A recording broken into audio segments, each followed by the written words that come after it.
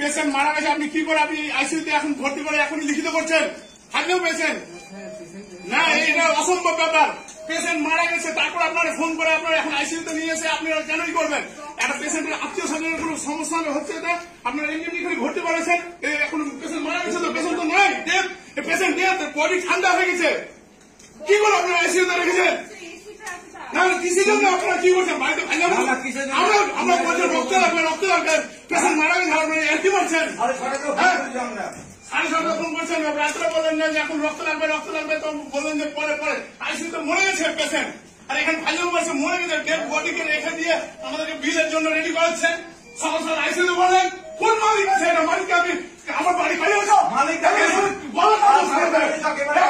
DMSP সবকে রাখবো, সাহস করে বাচ্চা ডিএমএসপি কে রাখবো, মমতা ব্যানার্জিকে জানাবো এখন সাহস করে বাচ্চা কতকার এই এখানে ই করেছেন। আমি এখন মমতা ব্যানার্জির কাছে খবর দেবো এটা যে আইসিইউতে ভর্তি করলো, এক্ষুনি ডেড বডিকে কেন করলো আইসিইউতে? হ্যাঁ, পেশেন্ট মরে গেছে, আমাকে আবার বলছে বাইরে থাকো, বাইরে থাকো, আমরা এখন লিখিত নিবো। আর এক্ষুনি লিখিত করছে, পেশেন্ট মরে গেছে, কখন মরেছে আমরা জানি না, হয়তো রাত্রে মরে গেছে, এখন আইসিইউতে গেছে।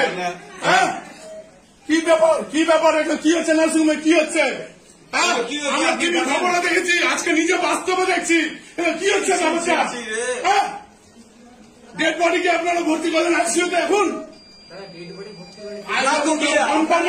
বডি ঠান্ডা হয়ে গেছে, সে কখন মারা গেছে কোন গ্যারান্টি নেই। আমরা পেশেন্ট দিয়েছেন। হ্যাঁ, পিঙ্কো ভিডিও টাকার আমি এক্ষুনি কি না হবে, এক্ষুনি চল আপনি ফাইলাম করা যাবে না। বডিকে কি করে করছে আমরা নার্সিং